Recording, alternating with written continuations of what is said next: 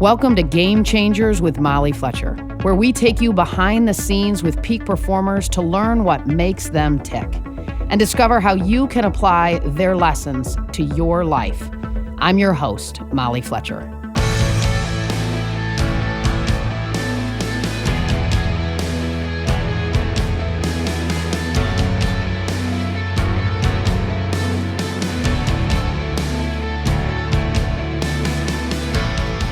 Once the poster child for doing it all, today's guest, Tiffany Dufu, is now sharing a powerful message to women. Drop the ball. It's the name of her new book and her own mantra. If we can learn to let go, we can achieve more by doing less. As Chief Leadership Officer of Levo, the past president of the White House Project, and part of Sheryl Sandberg's Lean In launch team, Tiffany's life work is to advance women and girls. A dynamic speaker on leadership, she has presented at Fortune Magazine's Most Powerful Women Summit and TED Women, and was named one of 19 women who are leading the way by the Huffington Post.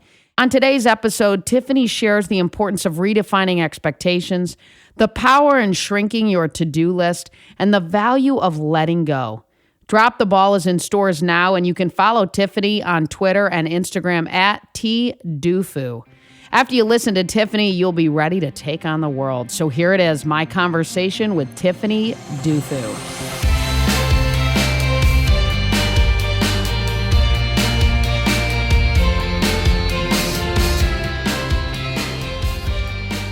Tiffany Dufu, I am so excited. You know, I have to start with your book, right? Because I love the title, Drop the Ball, Achieving More by Doing Less.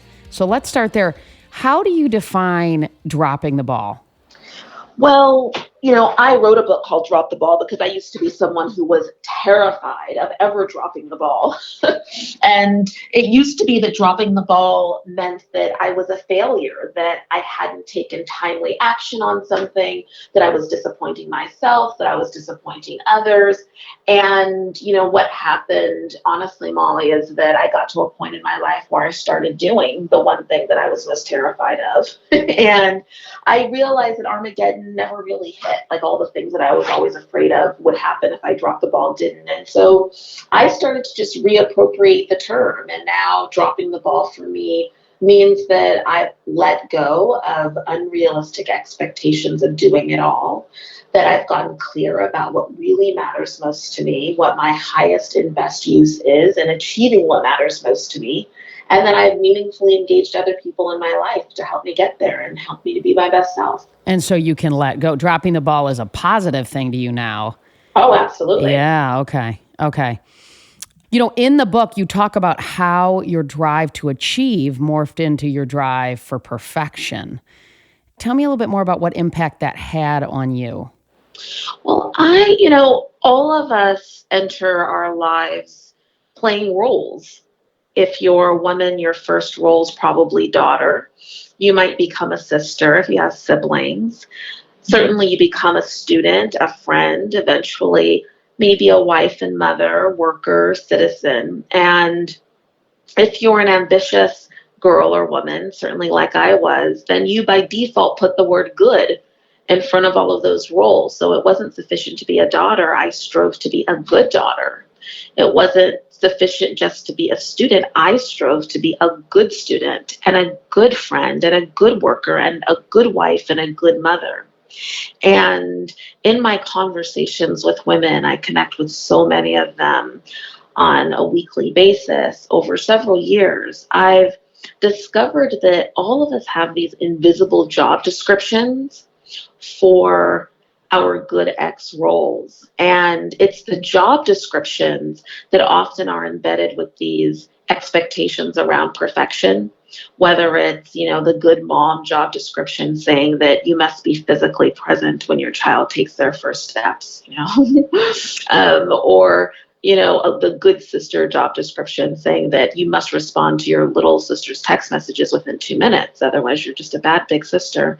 And so really, it was this process of understanding and coming to grips with the fact that I was engaging every day in behaviors and in, these expectations that really didn't originate with me. Because if you ask yourself two questions in relationship to your good ex roles, the first being, well, what does a good ex do? What does a good sister do? What does a good worker do? What does a good mom do? A father do?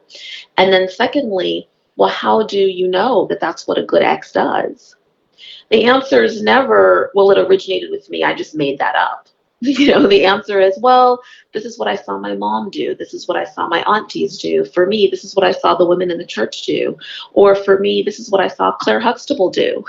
I grew up on, the Cosby Show, and I was going to have flawless makeup and perfectly feathered hair. And I was going to walk into a room with my Eileen Fisher flowy outfit, blowing in the wind. And my house would be clean. And I would have 5 perfectly well-behaved children that were all college bound. And in the second season of my life, I would make partner at a law firm. Like, how's that for perfection?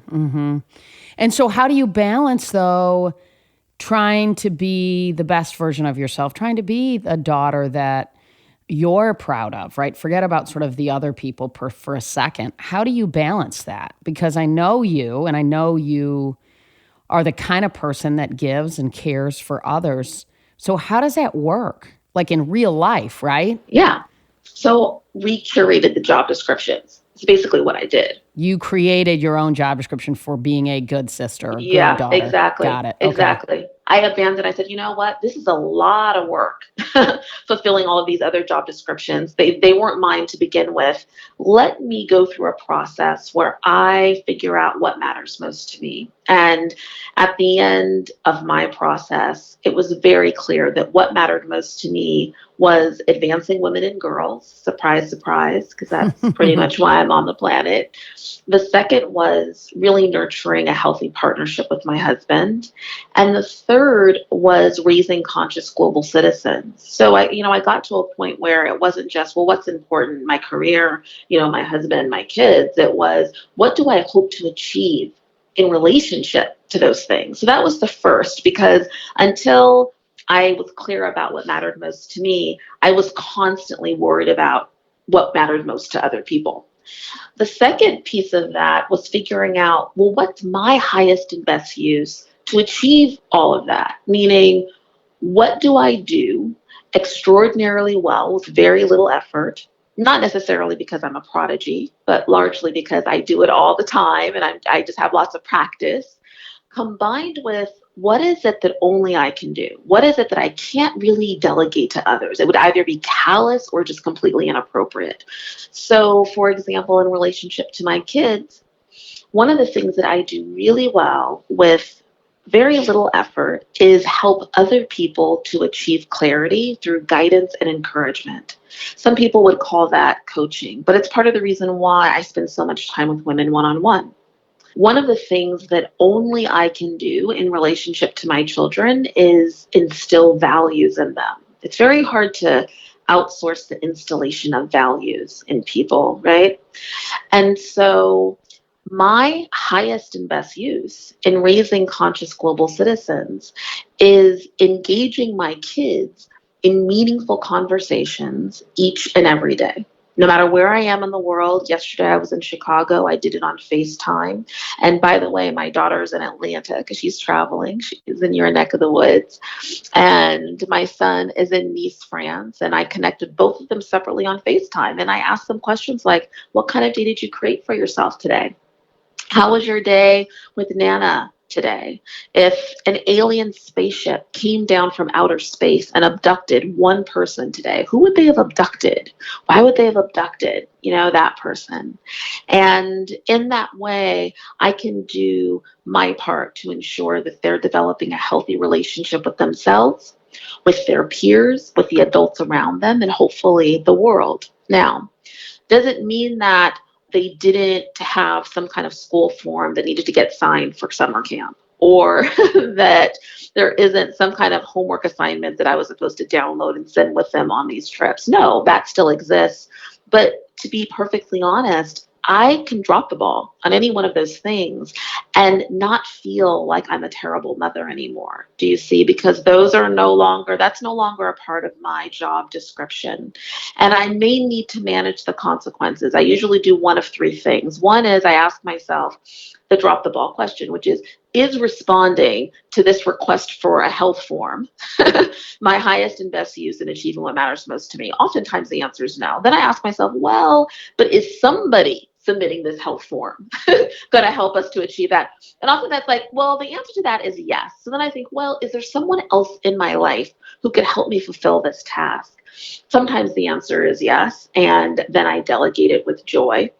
Sometimes I look around and I think, ugh, I really can't think of anybody else. So then I push the envelope in a way that I would never push the envelope before in thinking about what it means for this ball to roll over the floor. So, I would never have asked myself before, like, are they going to kick my daughter out of this camp? Like, I wonder if I don't fill this health form until next week, even though the deadline is this week, and they're sending me those emails with the bright red letters. Are they going to send her home from camp? Like, how far can I push this? Because I really cannot deal with this week.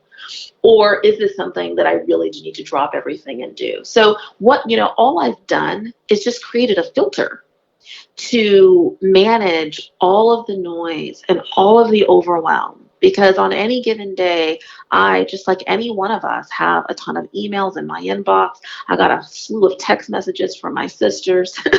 I've got, voice messages. I've got billboards telling me that I'm supposed to be even skinnier and have bigger boobs and long hair. And I'm just Your trying hair to is figure perfect. out. For the people Thank that you, can't ma'am. see her, look her up. She has the most amazing hair. It's only you can pull that off. It's awesome. It's hot. Thank you, dear. One of the things that it's reminding me of what you're saying is, have you read the book Essentialism?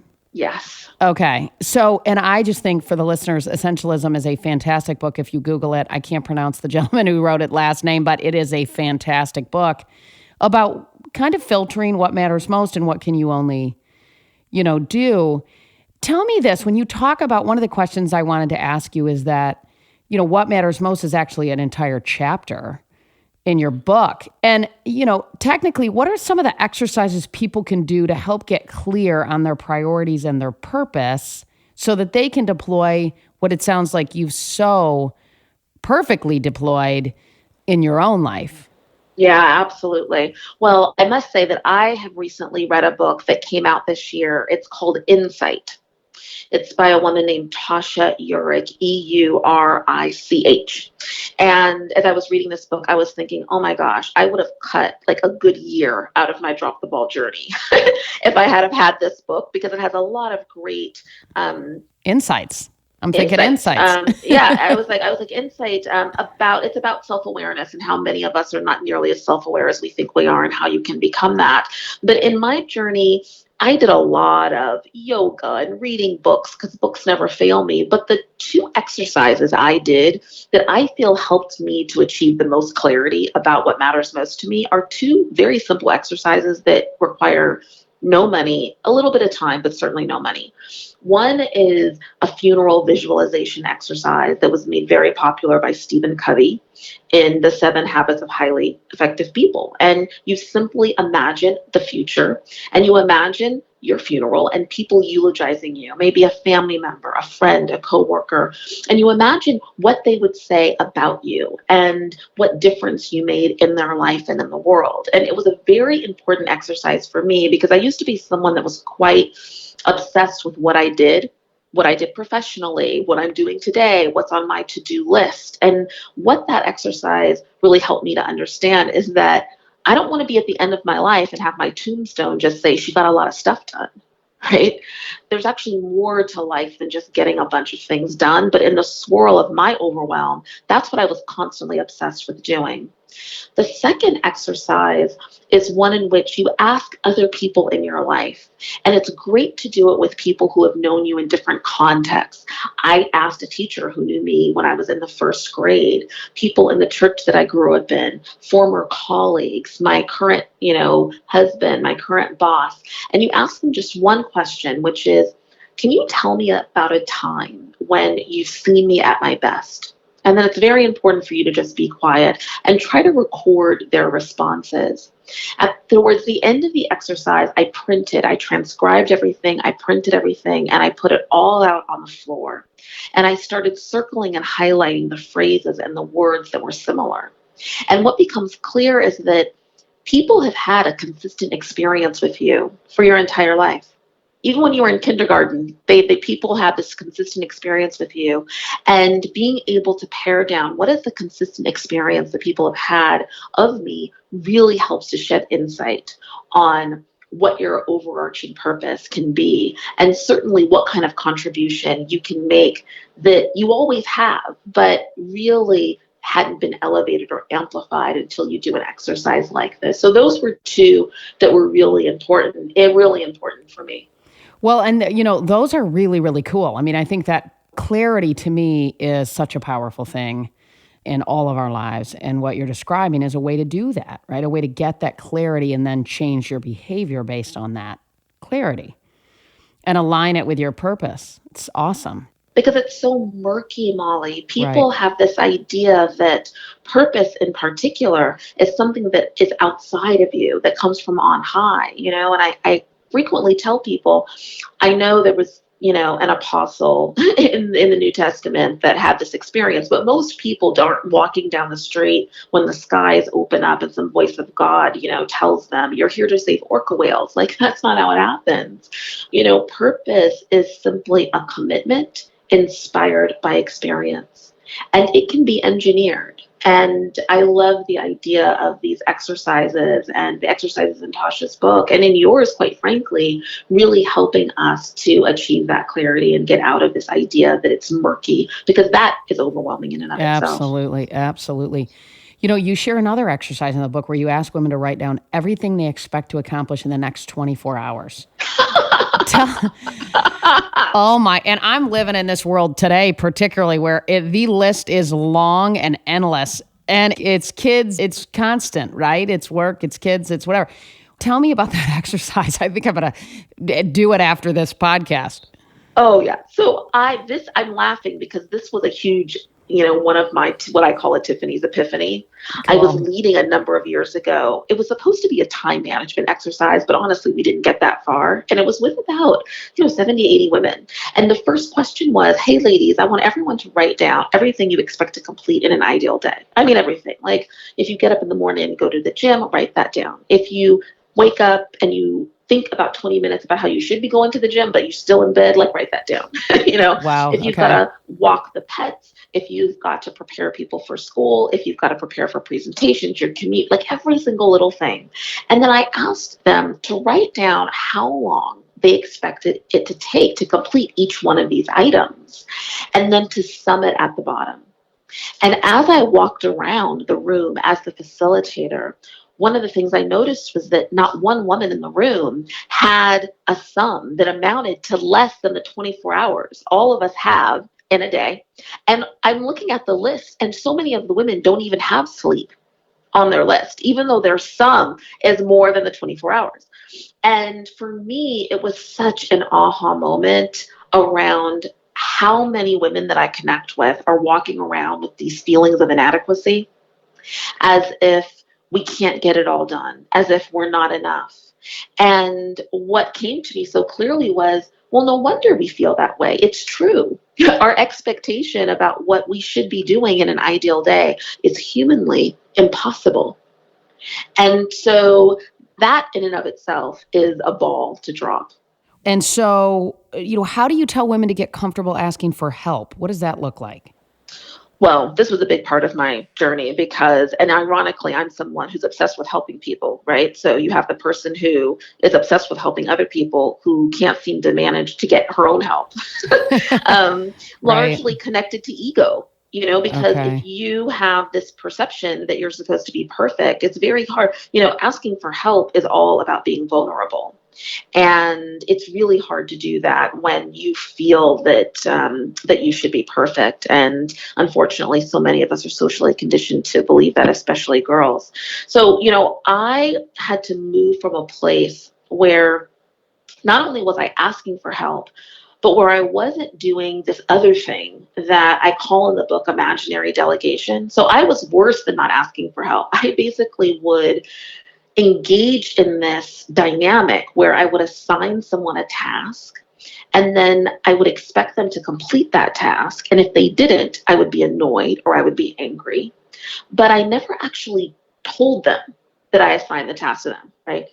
And then when common sense would prevail, and I would think to myself, well, Tiffany, you never told him to take out the recycling, or you never told her that you expected her to be at the meeting before you. I would snap back at common sense. Well, nobody ever had to tell me to take the recycling out around here. I mean, can't they see that the recycling needs to be taken out? I mean, no one ever had to tell me when I was young at my, in my first job that I was supposed to be there before my boss. Like, why do I have to tell her that? And then it just kind of continues. This cycle continues. And it's a really vicious cycle in which you build up this narrative. Anger, and I would imagine, sure. Yeah, it's the big bad wolf in your story, and it builds up an enormous amount of resentment, which, by the way, makes you less vulnerable and less conditioned to do the one thing you need to do, which is ask for help. And so I had to move to a place where I was doing what I call delegating with joy, which is just putting the task that you need done or what you need help with into a much more important, meaningful, larger context. And so for me, that meant thinking about what I was going to say to anyone before I said it. Now, at work, I was very good at this. In the office, if there was something that I wanted from someone, if I wanted a raise, for example, or a promotion, I would think strategically in advance about what I wanted to say to someone. I would think about what would appeal to them. I would think about what the value add would be, and I would frame it in a very thoughtful way. But I never did that at home. And so I started bringing that into my home and saying things, for example, to my husband, like, hey, babe, I'm really overwhelmed. And I feel like it's making me a mean person. And he's like, yeah. I've really been doing some exercises, and I figured out that what matters most to me is advancing women and girls and having a great relationship with you and raising conscious global citizens. But every day I feel like I've got all these things on my to-do list that aren't really laddering up to that. And you're someone who has always been my biggest cheerleader. I know that you love me. I know you want me to be my best self.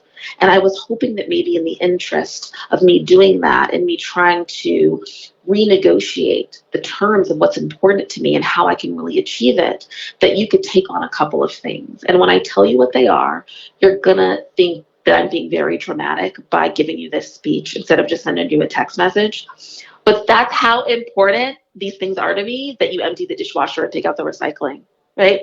Anyone who cares about you is going to say, sure, babe. Right, they really absolutely. are. If they don't, that's another book, and I'll write that one too. But yeah, so I asked my husband that, and he says, well, you've got 3 little helpers here, 13-year-old twins and a 14-year-old. Yeah. Ask them. So maybe that's who we should be delegating with joy to, right? Sure. I love the delegating with joy line. It's just awesome. It's awesome.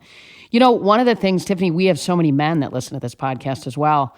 What do you tell dads and husbands and partners who are listening that, are navigating probably these very similar waters? Mm-hmm. Well, I think that it's really challenging for them because they have invisible job descriptions too, Molly. And in the good dad, the good father job description, there's an insidious expectation that is probably the most damaging and wreaks the most havoc on our families and on our culture and on society, which is that a man should aspire to be a breadwinner at all costs, even the cost of meaningfully engaging with his family, even the cost of supporting the women in his life. And I hope someone writes a book about how men can drop that ball, because I think that that's the one that often prevents them from being able to pick up some of the other ones. The book, it's written for women. It's a love letter to them, but it's also, a love story with my husband. Someone told me that recently. Like, I think this is a love story. And the book is largely about men. And the premise in a lot of ways is about how, 50 years ago, women went into the workforce and in droves, and the public sphere really benefits from women's talent, our ingenuity, our creativity, but we didn't have an inverse revolution on the home front. And so we don't have homes often that benefit from men's talent and their creativity and their ingenuity and their innovation. And it really stifles growth and it stifles families. I'll give you a really great example of this, because when women hold on to the ball really tightly, and I don't blame us for doing that because we were socially conditioned to do that, it often means that sometimes we hold our families back. I've been on book tour for the past couple of months, and I've been doing an enormous amount of traveling. In the mornings, my husband and I, we normally tag team with the kids. He often will get them up and get them ready for school, and then I take them to school. Okay. And how old are your kids, Tiffany, just for our 8 listeners? and 11. Got it. Okay. And when he travels for work, what I do to manage the fact that I've got those two responsibilities is I get up an hour earlier and I get myself ready first. And then I get the kids up and I get them ready, and then we're off to school.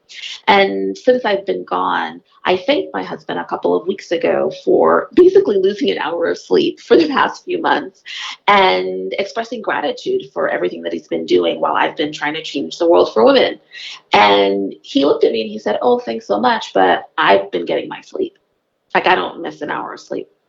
And I said, "Oh," I said, "okay." I said, "Well, how exactly does that work?" And he says that basically he gets up in the morning and he goes into the bathroom to get ready.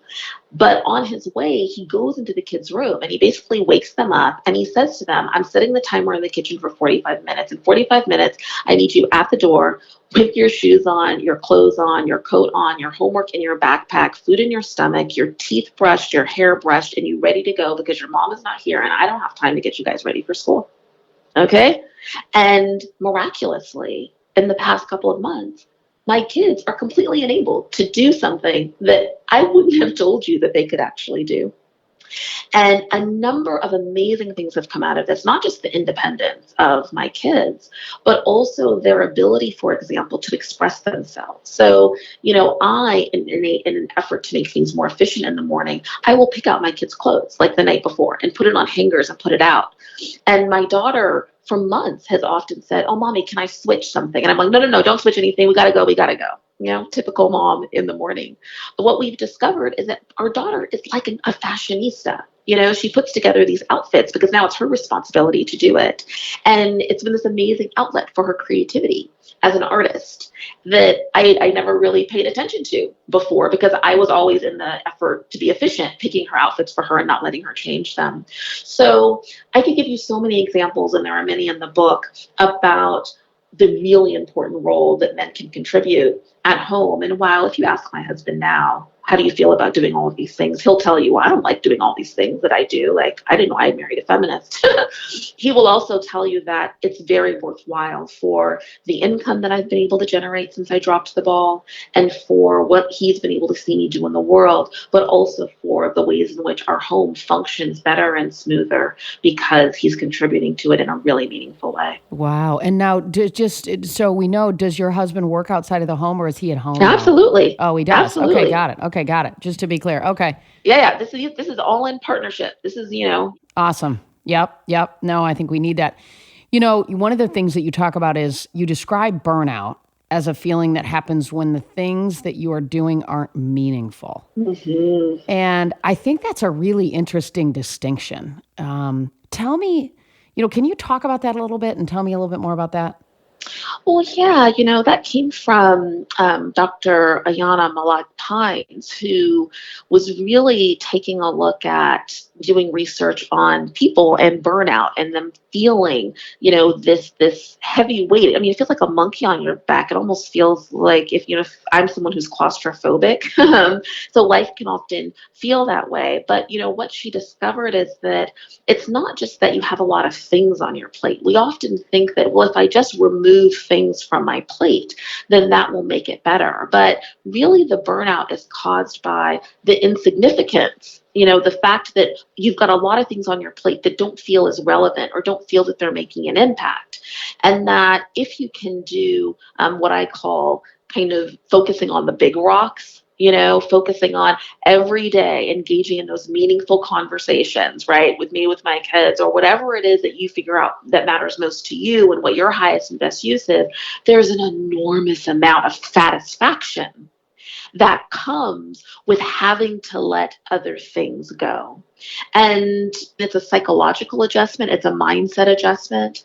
But knowing that even if a lot of things end up falling through the cracks, that you've identified the one or two or three things that you never want to fall through the cracks, and you can focus on those, shifts the dynamic of how you feel about yourself, how you feel about your performance in relationship to the roles that you're trying to fulfill in life, and quite frankly, helps to alleviate guilt, which is this insidious feeling that you've committed some kind of moral transgression when most of us are just trying to do right by our families and ourselves and our communities every day. Sure, sure. Well, and one of the questions that I love to ask is, what are you chasing? I think, which is similar to the question that you ask often, what matters most, but is asking women and men, what are you really chasing? Getting clear on that is what I think you're helping your readers do and people do, which is so powerful. Tell me this, your life work is about advancing women and girls, which as the mother of 3 daughters and as a female, I can't thank you enough for obviously what you're doing. And you've been very actively involved in Sheryl Sandberg's Lean In since its creation. And I know Sheryl, I believe, endorsed your book. Tell me, what have you learned from her? Well, I learned a lot of things from Sheryl. One is the importance of leveraging your power and influence in a way that's really going to create change in the world. As someone who has been very engrossed in the women's leadership space for some time. That was my professional world and my professional life. It was very refreshing to finally have a woman in corporate America stand tall and clear in her feminism and say that sexism exists and say that we need to change our workplaces and give women the tools to help them realize their best selves. And this whole idea of leaning in was a really important one. It was a very well-researched book. And, I really appreciated her doing that. And it helped me with my own courage because, I used to think that courage was getting comfortable with your fear, like moving through it. But what Sheryl has taught me is that courage cannot exist without fear. That courage is having fear and doing it anyway, which you know a lot about. And she does that. And she's doing it right now with her new book, Option B, which I did a piece in Glamour for her about, interviewed her about it. So, that's what I really learned from her is do it. People might think that you're crazy. People might not agree with you. But if you believe in something, take action. Go for it. Go for Go it. for it. What are some of the resources you'd recommend for our listeners, books, podcasts, apps even? What are some of the things that you take in and consume daily that others could do the same with to help them with this level of clarity? Yeah. On a very practical sense, there are things that I use every single day. I use the Things app, for example, to organize my to-dos. I am what I would call a task rabbiter. I don't know if that's even a word, but I'm frequently using the Task Rabbit app, which is in a lot of cities now. I think they've expanded to more cities, but that's how I essentially replicate myself. So when I'm really stressed and there's something that needs to be done, and I'm like, you know what, I'm going to have to delegate this, but there's no one else, I often will, hire a little task rabbit to go pick up, a pink shower cap or whatever it is that needs to happen. I order groceries online, whatever city that you're in, if you're able to do that. I'm really obsessed with books. And so I'm reading one called White Rage right now. It's called White Rage. It's Carol Anderson. It won a prize, and I'm reading it as part of my book club. But I also enjoy, I read a lot of self-help therapy type books. Gretchen Rubin has a great book. So I'm in this world now as an author where I get galley copies of books before they're published. And because I'm such a book nerd, I think it's so cool. It's like people in the movie industry getting like the film before it's released. So cool. Yeah, it's really, really cool. But there's some books that, so I can't always remember, are the books out yet? But Gretchen Rubin has a new book that's coming out. Of course, I love Susan Cain's Quiet. I just think it's a really important book for leveraging all of the different talents that people have, especially introverts, which I've discovered that I am. There's another book out right now called Popular that really talks about how we develop these senses when we're young, like in elementary and middle school, about whether or not we're popular. And those ideals about who's popular and who's not kind of stick with us for the rest of our lives in a very interesting way. And if there are any millennials listening, I love Anne Chiquette's The Big Life. She's the former editor-in-chief of 17 magazine. She was a judge on America's Next Top Model, and she's got a really great book for millennials about how to survive the workplace. If you want something funny, Jessica Bennett has a book called Feminist Fight Club that I think is great, that offers very practical tools and tips on everything from mansplaining to man-interrupting. And of course, I love Lovey Ajayi's I'm Judging You, because aren't we all really? Mm-hmm. Mm-hmm. God, those are awesome. What about podcasts besides, this one? Yeah. Okay, so I won't recommend this one because obviously you're listening to this one. So I'm new to the podcast bandwagon, and I have to say it's pretty sexy. I used to tease my husband because he would make us listen to podcasts, and I'm like, why do you listen to these? But since I've been promoting a book, I've discovered that they're a really important tool. They're very intimate, and I listen to them now. I love Ann Friedman has a podcast called Call Your Girlfriend. That I love. Also, there's a woman named Erica Williams that has a podcast called The Call that I love. So those are my two favorite. Well, right they now. aren't they? Like if you're on a walk or in the car, or I'm in my car in Atlanta when I'm in town a ton, driving our kids from one. I'm an Uber mommy, right? When I'm here. And so, those are a wonderful way to fill yourself with great stuff between pickups and drop-offs.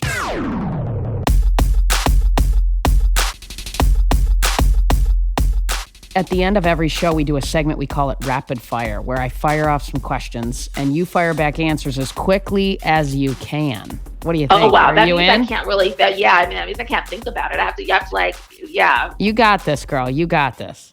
All right. But don't feel like you can't drop the ball. You know what I'm saying? Okay. One word to describe you. Passionate. One word others would use to describe you. Passionate. Nice. The same. Interesting. Yes, absolutely. A morning person or a night owl? Morning person. Person who would play you in a movie. Who would be the person who would play you in a movie? Ooh. Oh, I know who she is, but I can't think of her name right now. She was on 227, and then she played in the movie with Will Smith, and I can't think of her And so name. tell me this, why would she play you? I think she's just a combination of authenticity and groundedness that she brings to the roles that she plays. That is so you. I mean, just knowing you, that's you. One thing you can't live without. Oh, my iPhone. I'm embarrassed to say that, but it's true. The best advice you've received. If you want something that you've never had before, you're going to have to do something that you've never done before in order to get it. Wow, I like that. I might have to, I'm going to have to tweet that with a little at Tiffany. And tell me this, you rattled off a ton of books, right? And what is your favorite book? If you had one book, right, that you would say everyone that's listening needs to go get and read, what would it be? Toni Morrison's The Bluest Eye. All right. I haven't read that. I'm going to get it. Mm-hmm. So good stuff. Our show's called Game Changers with Molly Fletcher, and it's about peak performers and in different fields who think differently and are making, an incredible impact like you. And so my last question to you is what game changer inspires you and why? There are so many. Because I'm just a cumulative investment of a lot of Mm-hmm. people Mm-hmm. who have gotten me to where I am. I didn't have a big fancy degree from an Ivy League school. I didn't have a pedigree in which my parents could introduce me to people. And so for me, probably the biggest game changer was my dad, who really taught me. And it was so annoying when I was growing up. He was one of those people that had to talk to everybody, and I hated going to the gas station with him to get gas, because he couldn't just get the gas. He had to strike up a conversation with everyone. And he used to always tell me when I would complain, when he would get back in the car, baby, you never know who someone is and how they might be able to help you down the road.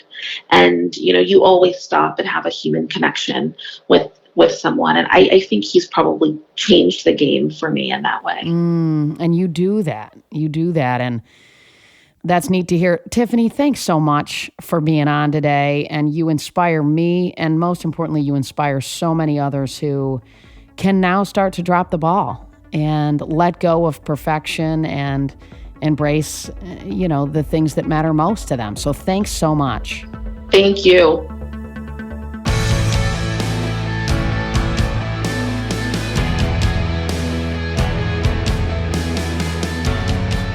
Thanks, as always, for listening to Game Changers with Molly Fletcher. If you like the show, be sure to subscribe on Apple Podcasts. There you can listen to previous episodes and leave us a review, which helps other people find out about the show. For more about me, visit mollyfletcher.com. Until next time, stay curious and be bold.